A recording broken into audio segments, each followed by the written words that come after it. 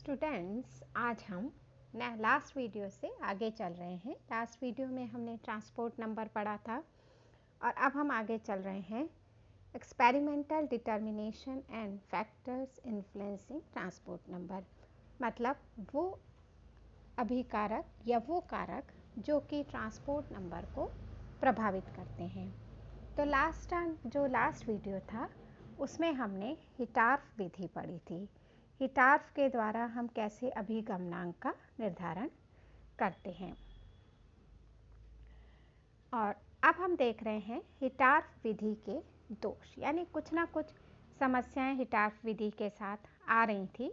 तो उसमें हम क्या क्या दोष हैं, तो सबसे पहला ये है कि हिटार्फ विधि द्वारा हम निकाल तो सकते हैं ट्रांसपोर्ट नंबर, एक सरल विधि भी है, पर सबसे इम्पॉर्टेंट चीज़ कि हम जो इसमें विद्युत धारा प्रवाहित करते हैं वो बहुत कम मात्रा की होती है, जैसे 10 से 20 मिली एम्पियर की। जब हम इतनी कम विद्युत धारा अप्लाई करते हैं तो हमें बहुत लंबे समय तक विद्युत धारा की मात्रा को प्रवाहित करना पड़ता है, क्योंकि विद्युत अपघटन धीरे धीरे होता है।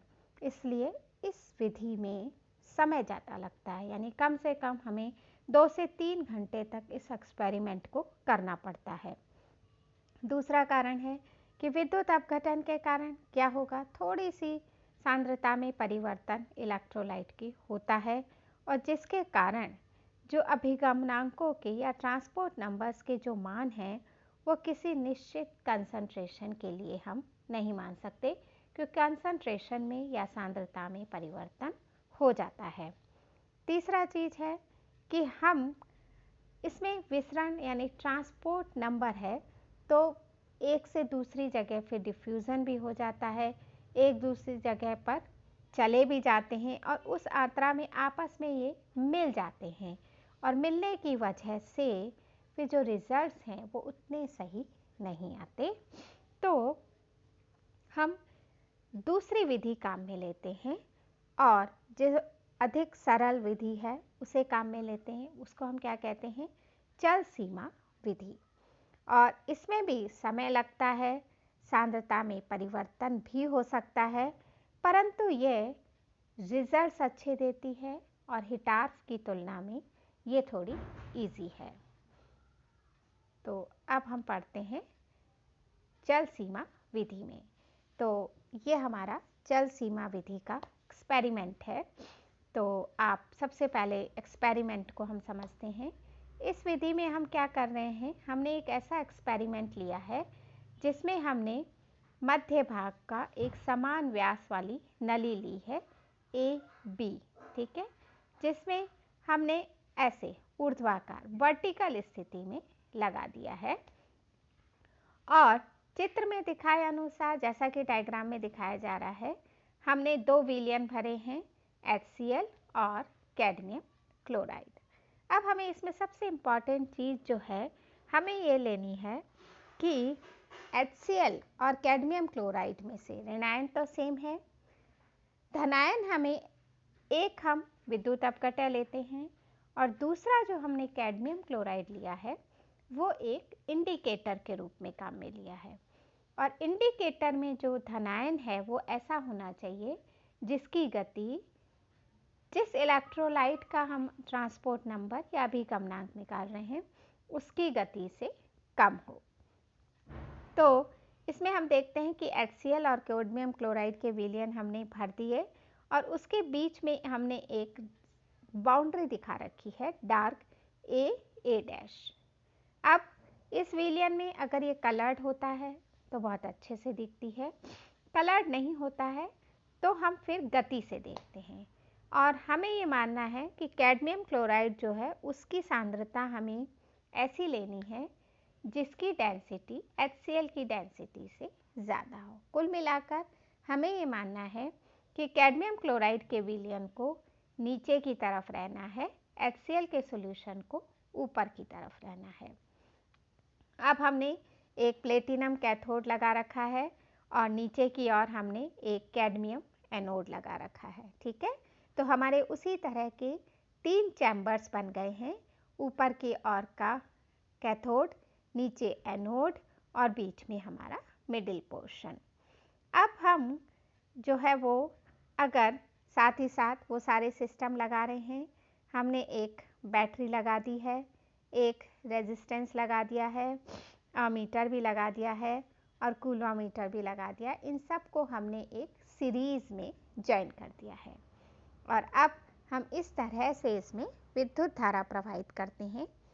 तो जब आप विद्युत धारा प्रवाहित करोगे तो चूंकि दोनों धन आयन हैं तो H आयन और कैडमियम आयन दोनों गति करते हैं, पर चूंकि दोनों की गति के आयनों में परिवर्तन है इसलिए H आयन्स पहले कैथोड पर पहुंच जाते हैं और कैडमियम आयन्स कभी भी नहीं पहुंच पाते, और हमारा जो डिस्प्लेसमेंट है, जो मूविंग बाउंड्री कंडीशन है, वो क्या होती है, धीरे धीरे जब गति करते हैं तो ये ए से डैश से खिसक कर बी डैश तक चली जाती है। बस कैडमियम आयन्स कभी भी कैथोड तक नहीं पहुंच पाते।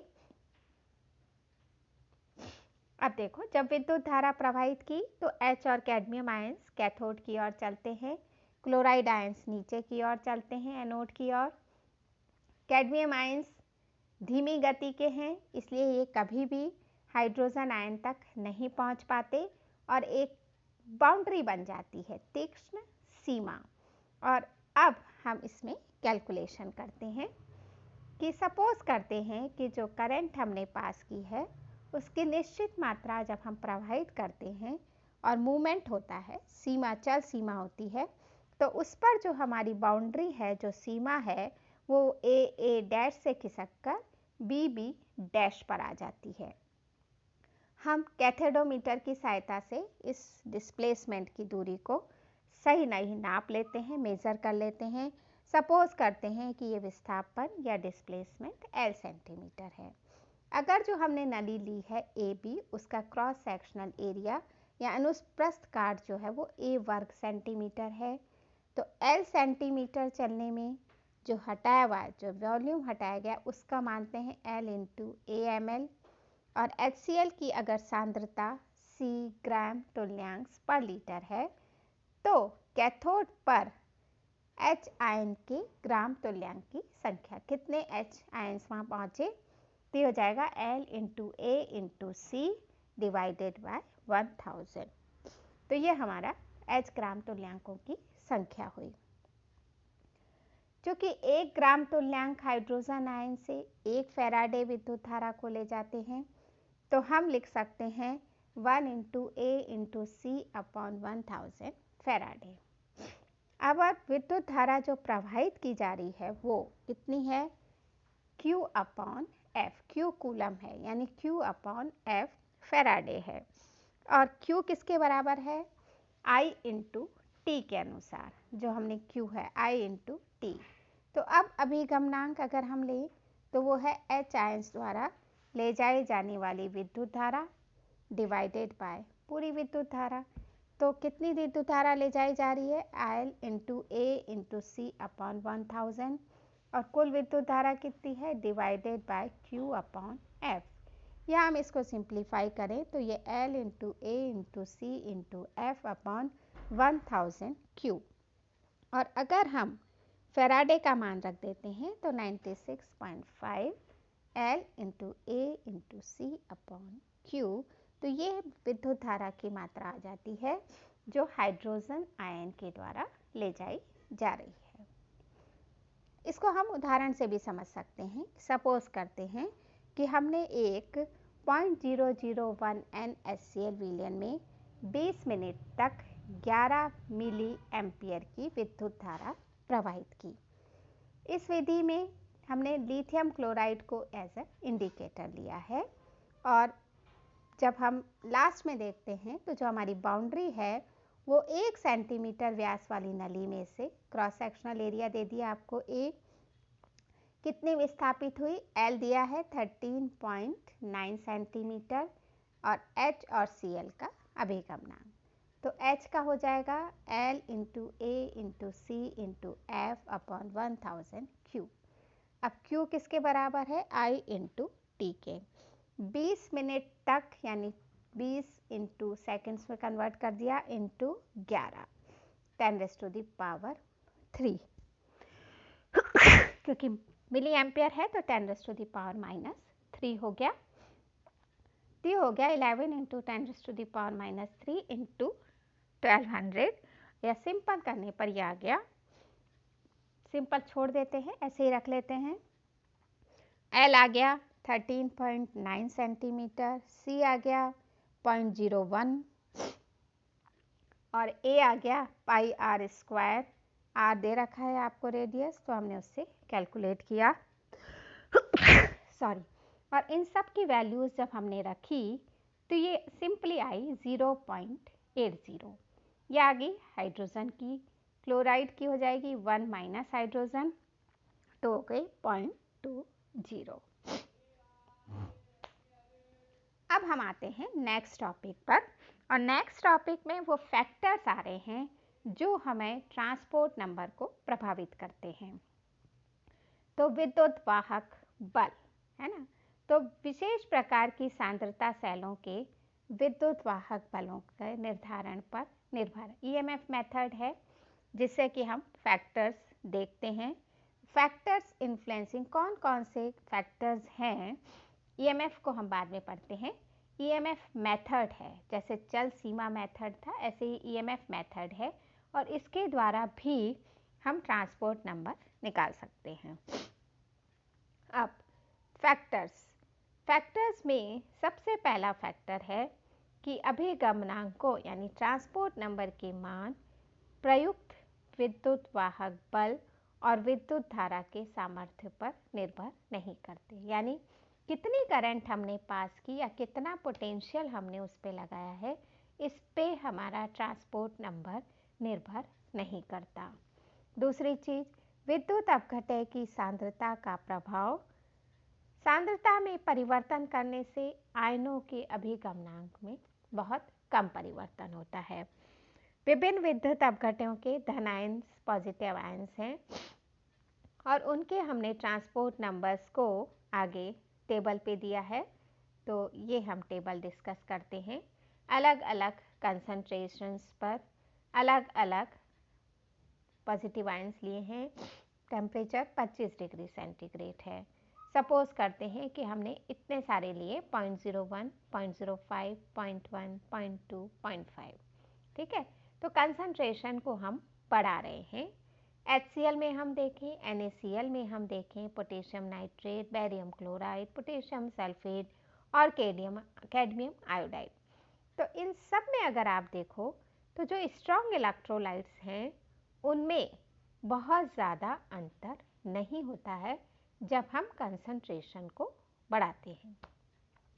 तो हमें इसमें फिर वही ऑनसैगर ने जो इक्वेशन दी थी वो बताया है कि इसका कारण कि N = N0 - A√C, और N और N0 के विलयन में जो कंसंट्रेशन है उसको हम इनफाइनाइट डाइल्यूशन तक कर देते हैं, तो वो हमारा ट्रांसपोर्ट नंबर है। तो अगर हम विलियंस को डाइल्यूट लेते हैं तो डाइल्यूट लेने पर हमारे रिजल्ट्स ज़्यादा अच्छे आएंगे। कंसंट्रेशन पर आप देखो कि हमने सब में मैक्सिमम में डैश लगा रखा है, तो रिजल्ट्स हमें अच्छे नहीं मिलते। तीसरा है ताप का प्रभाव। तो ताप बढ़ाने के साथ बदलते हैं। क्यों बदलते हैं? क्योंकि गति बदल जाती है।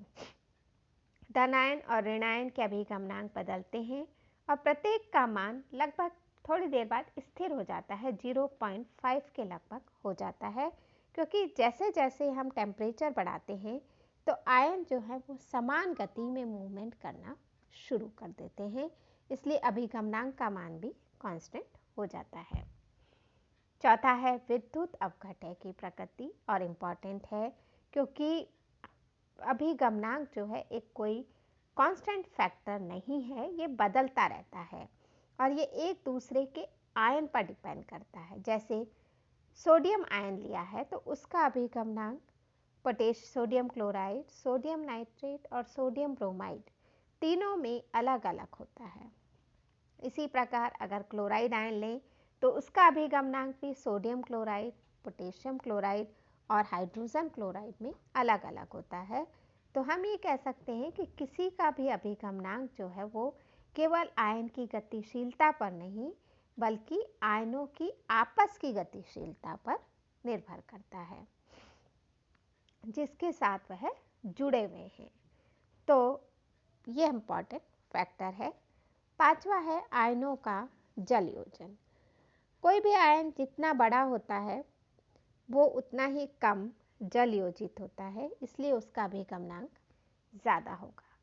ठीक है, तो आयन जब बड़ा होगा तो जल योजन की प्रक्रिया कम होगी और उसका अभिगमनांक ज़्यादा होगा।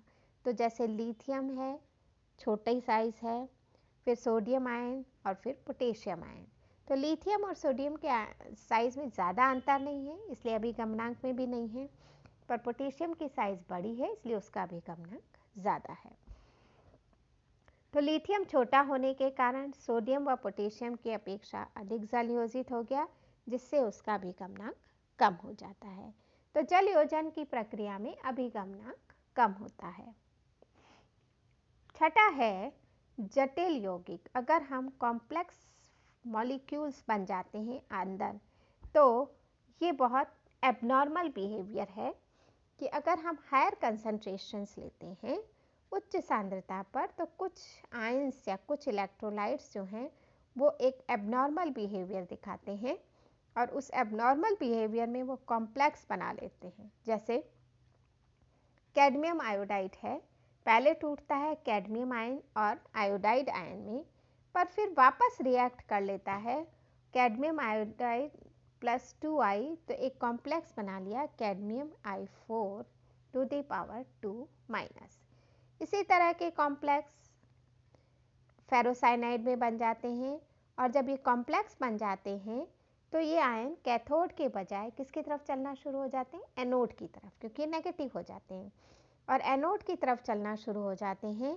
और उस स्थिति में सांद्र विलयन में कैडमियम ऋण आयन कैडमियम आयोडाइड 4 माइनस में उपस्थित रहता है और इस प्रकार कैडमियम अब दोनों तरफ चलता है, कैथोड की तरफ भी जा रहा है और एनोड की तरफ भी जा रहा है, और जिससे उसका अभिगमनांक जो है वो नेगेटिव हो जाता है और एक एबनॉर्मल बिहेवियर दिखाता है जिसे हम कहते हैं एबनॉर्मल ट्रांसपोर्ट नंबर। तो ये एबनॉर्मल ट्रांसपोर्ट नंबर आपको शॉर्ट क्वेश्चन में पूछा जा सकता है। तो जब अधिक कंसंट्रेशन के विलियंस लिए जाते हैं तो मॉलिक्यूल या आयन कॉम्प्लेक्स बना लेते हैं और वो पॉजिटिव आयन की बजाय नेगेटिव आयन की तरह बिहेव करते हैं और फिर दोनों डायरेक्शंस में उनका मूवमेंट शुरू हो जाता है और अभिगमनांक की वैल्यू नेगेटिव हो जाती है। तो इस तरह से इस स्लाइड में हमने फैक्टर्स अफेक्टिंग ट्रांसपोर्ट नंबर पढ़ा है और अब ट्रांसपोर्ट नंबर खत्म हो गया है।